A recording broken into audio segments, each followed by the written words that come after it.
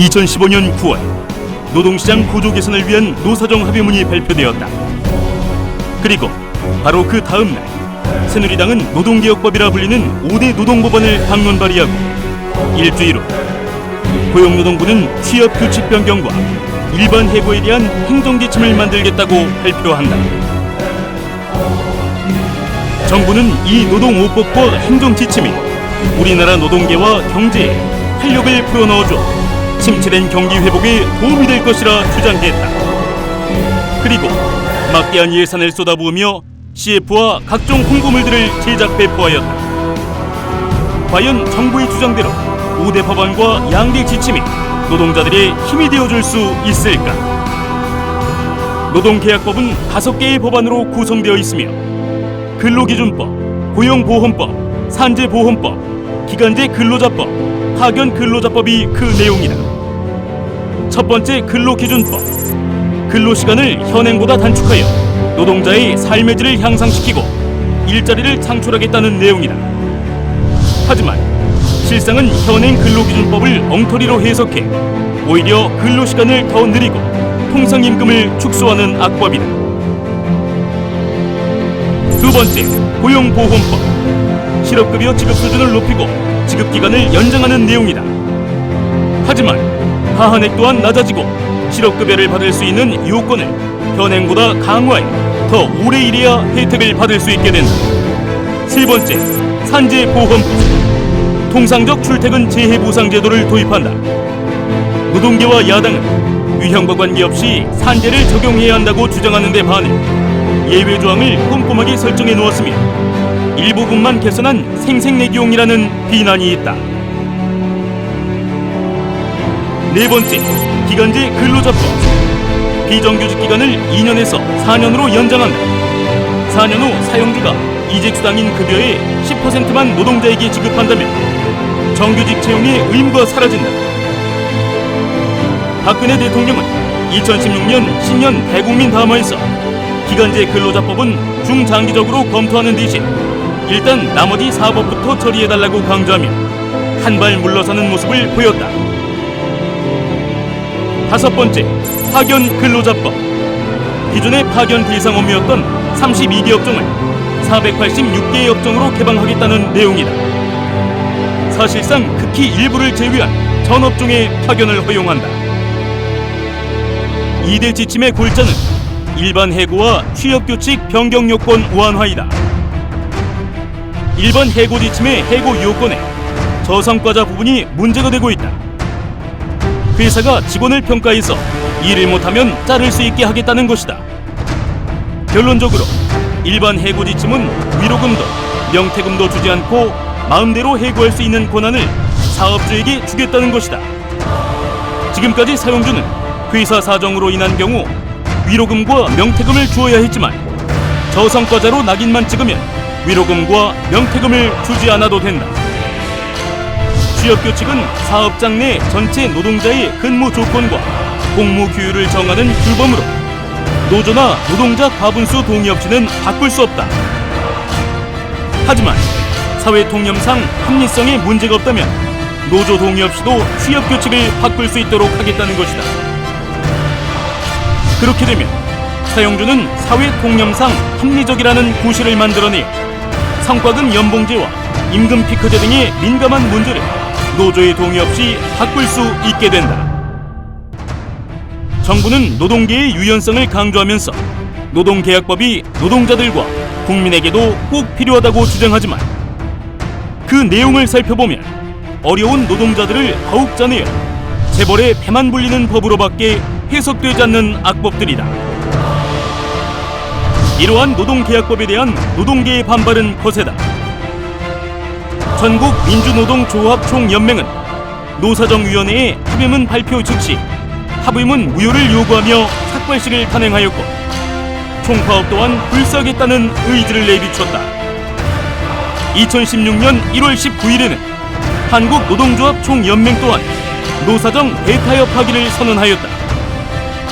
정부는 노사정 대타협을 근거로 국회에 노동계약 입법을 촉구했는데 한국노총의 노사정 대타협 파기 선언으로 그 명분을 잃었다. 노동계약법을 적극 추진하던 정부와 여당은 20대 총선 이후 여소야대로 국회가 바뀌면서 전보다 추진력을 다소 상실했다. 하지만 아직도 박근혜 대통령의 노동계약법 통과 의지가 확고하기 때문에 방심할 수 없는 상황이다. 청년 실업률은 계속 높아져 12%를 돌파했고 비정규직과 가계 부채 또한 갈수록 늘어가고 있다. 그리고 또 계속 높아지고 있는 숫자가 하나 더 있다. 바로 사내 유보금이다.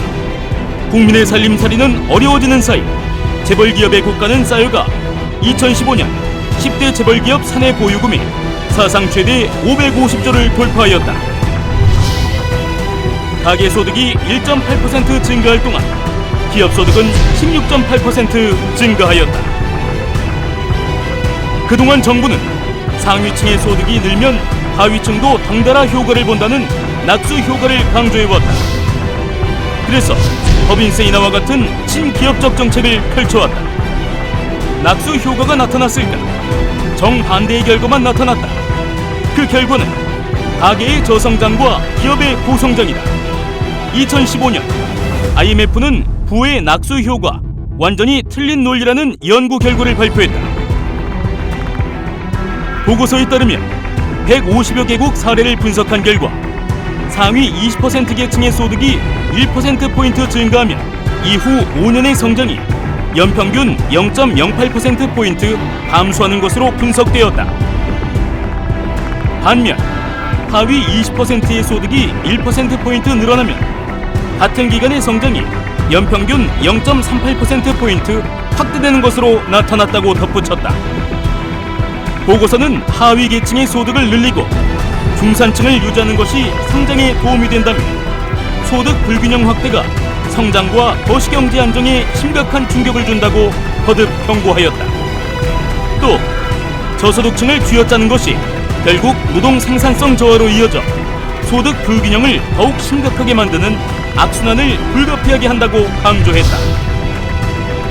하지만 신자유주의의 천병으로 여겨져 온 IMF마저 낙수 효과를 전면 부정한 상황임에도 불구하고 정부는 친기업 정책의 노선을 바꿀 생각이 전혀 없어 보인다. 16년 임담협이 시작되었다. 사측은 임금 피크제 확대, 임금 체계 계약, 임금 동결을 요구하고 있다.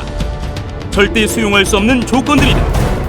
사측은 회사가 힘들다며 노동자의 희생을 강요한다. 59세, 60세 임금 10%를 임금 피크제로 삭감할 것을 요구한다. 회사의 모든 손실을 노동자에게 떠넘기려는 것이다. 노동자 임금을 약 1억으로 계산하여 10% 차감하면 1,000만 원이다. 현대자본이 올해 챙겨간 주식 배당금이 1,272억 원이다. 그중 20%를 환원한다면 254억 원이다. 무려 2,540명의 임금을 깎지 않아도 되는 금액이다. 정말 회사가 어렵다면 자신의 주식 배당금을 조금이라도 포기해야 하지 않겠는가? 이익이 나면 자신이 다 가지고 손실이 나면 노동자들에게 떠넘기겠다는 심보인가? 현대 기아차 그룹사 노조는 지난 4월 19일 사측에 공동교섭 요구안을 전달하고 상견례 등을 요구했지만 성사되지 않았다. 이후 노조 측은 현대 기아차 그룹 측에 7차례에 걸쳐 공동교섭을 요구했지만 사측 대표들이 나오지 않아 교섭이 결렬됐다고 설명했다. 이번 교섭 결렬로 결국 7월 22일 총파업 투쟁은 피할 수 없게 되었다. 국민의 희생으로 성장한 재벌은 그 책임과 의무를 다하지 않고 있다.